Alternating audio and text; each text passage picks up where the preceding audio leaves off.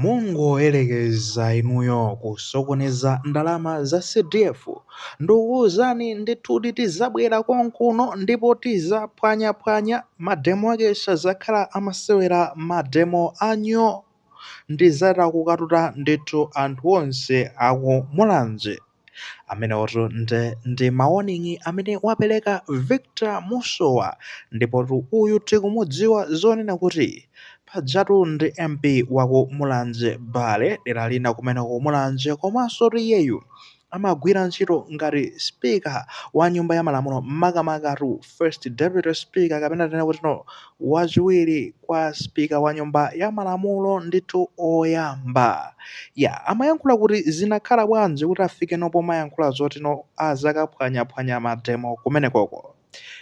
ndi zonena kuti dzulo ku Mulanje khonsolo ya Mulanje inapezeka zoti basitu yayitanitsa meeting ku meeting kuja kuti nde kunali zotani kunali nonde kuti ukambirana zokhudzana ndi mmene atagwiritsire ntchito ndalama za CDF ndalama zija zomweno boma limapereka kwa MP wina aliyense kuti akatukulire dera lake nde khonsolo ya Mulanje anakumana kuti akambirane ndalama ziti zigwiritsa ntchito motani kuti zisasokonezedwe kumeneko ndi kumene kunapita nonde kuti Victor Musowa ngati mmodzi amene amakayimira dera lake la Mulanje Bale nde kumeneko anangoperekatu mawoningi iye kunena kuti zomanena kuti mukakhala muzingodya ndalama zanizani ku khonsolo sokoneza zimene zozo zatha zinanetu mapenate panopa kunena kuti mukangosokoneza ndalama zenuyo kungoyerekeza kusokoneza mbambaditu pasi padzanyeka ndikuwuzani chifukwa chani ifetu tidzabweratu nde kubwerako sindidzabwera ndekha koma ndikatutano nde kuti fans yonse ya ku Mulanje kuno tidzabwera kudzathana nanu inuyo nde kuti mademo kati zakugendani miyala kati zakuphaphatsani nde kuti ndi makofi ndayake dzakhala noti mudzamvana fe kuneng'ena sipadzakhalanso zonyengerera yathu kuwuzirantuni kumayambiriro kuna kuti musamale nazo ndalama musazigwiritse ntchito molakwika. Anyways, zimene zoto ndi zimene ayankhula a Victor Musowa kumeneko nde kutitu ku khonsolo ya Mulanje pamene kunali meeting metafotokozeramo. Nda ku khonsolo amanena kuti chani amene amayimira nde kuti boma la Mulanje ngati DC ameneyo dzina lake ndi Chris Nawata kuna kutsimikiza ifeyo ndetionetsetsa zonena kuti ngati khonsolo ndalama zonsezi zigwira ntchito yake moyenerera ndipo tionetsetsa zonena kuti ntchito zonse zikhale ndoti agwire ntchito anthu amene angapatse macontract akhale anthu oyenerera kuti nonso nde kuti quality ya ntchito zimene zidzatulukezo quality yake kaya ndi misewu zidzaonetsanso nde kuti zikubalansana ndi ndalama zimene zatani zawonongedwa musadandaule zimenezo chani koma nde kuti uyo Victor Musowa kunako nguwawuziratu kuti kaya mupanga motani koma ine nde ndikuwuzirantuni tangosokonezani ndalamazo tizabweraro ndithudi ndipo tizagenda muzamvana fe kuneng'ina inuyo magaye nkhaniru ndi zimenezo. Kodi iye Victor Musowa amayankhula chifukwa chonena kuti kapena ndi speaker kapena ali ndi mphamvu zina zapaderadera kuti kapena mwina make kapena mwina foti ndi phungu chabe tingambe kumayang'anatu nde kuti battle yomwe yakhala ikuchitika ija pakati pa ma MP nde kuti ndi makhansala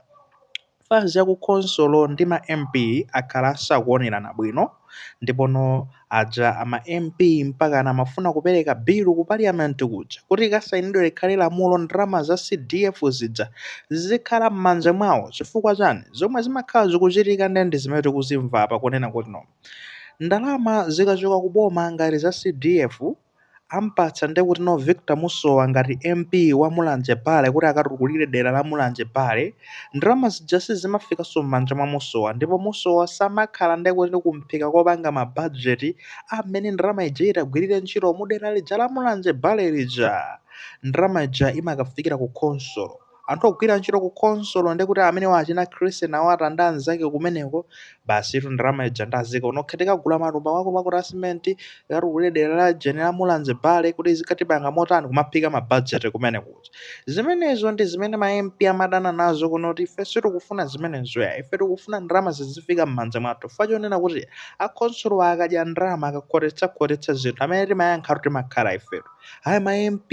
asokoneza ndalama ma MP anthu oyipa mitima chani iyayi ndefe tikunena kuti no tikamalozedwa zala choncho zikhale kuti ndi zoonadi kuti ifeyo tasokoneza ndalamazo osatasokoneza ndi akukhonsolo ndi ma MP fere dzipezeko zokulani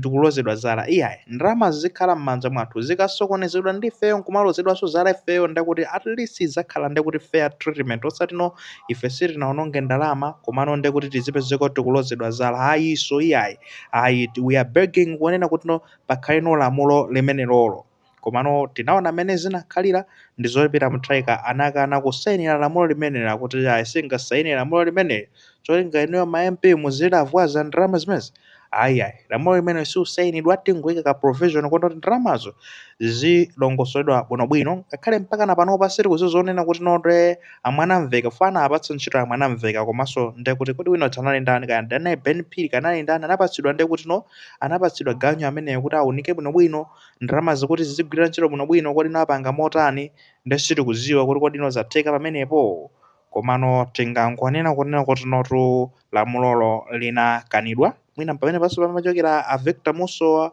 kunoti yayi lamulo anakana kusayina koma tingouzira datuma apenate panopa kuti tizamatcha ndithudi nkhani yakumatchayi ineyo yandiwaza magayi yandiwaza kwambiri chonena kuti ndekuti no ndalama zija anthu akhala kumazilondoloza bwinobwino mwina kukhonsolo kuja adangapange zolongosoka koma kumatcha kokha sikokwana yayi fulake fete makhala basi ndikumana kuti yayi timatche ukamatcha basi ndekuti kumakangonyamula zimaplakazi basi ifeyo tufuna ndalama zathu za CDF muzibweze chani chani akuti osatule pasi udindo I think that's not enough osokoniza ndalama umafuna kuwapambadza ndithu kuwagwira ndi kuwapambadza zingathandizirenso kuti noti mwina make ndalamazi zipezeko kuti zigwira molongosoka bwinobwino tikuonera idwatu kapena tikumvana kuno kumene kuti kutsatirana kuno ku Fox Malawi News 18 eti kumene tangobwera kuti tizathandizire kuno kuchoka kuja ku Justin Tech Malawi komanso ku Malawi Trends kumene koko ku Justin Tech Malawi timalusa nkhani ya Michael Nzamba kunena kuti no zikumveka zonena kuti akuti akulembera asylum ku South Africa kuona kuti notsopano akhale ndi chilolezo chokhala ku South Africa kuti ndekuti asamapezekenso kuchani asamapezekenso asadzabwerenso ndekuti kunoko ku Malawi akatewo ndekuti basi sangayankhenso milandu yawo ija chani maoneti ndeti manena wina nazalemba comment kunoti yayi koma nde za ntchito yanje zonsezi ndalamazo zinadyedwa kale ngati zinadyedwa ngati anaba ndalama nde za ntchito yanje tizikamba zimenezi kunena kuti no anthu tikamasekerera atu nde zizipezeka zonena kuti nazingotibera kumangotibera ko kunafunika pata amakhala tuka justice kenaye kabwino kuti kuwagwira ndi kuwabiribinya fanda kuti ndimaona kuti justice yabwinonso pena pake ndimenenso anthuzo timapeza kuti agwira anthu aja ndi kuwagwiragwirako pang'ono nkumapiritsa bwinono ku polisi nthawi zina zake zimathandizira koma anyways whatever the case is tingonena chonchi nthawi ina yake tizipezekaso kunoko ku Fox Malawi News 18 kuthandizirako mwa apo ndi apo so osadabwa nafe yayi kulikonse tizikhale kuti kumapezeka ku Justin Tech komanso kunoku ndithudi kufikira nthawi ina mwakoma nonse.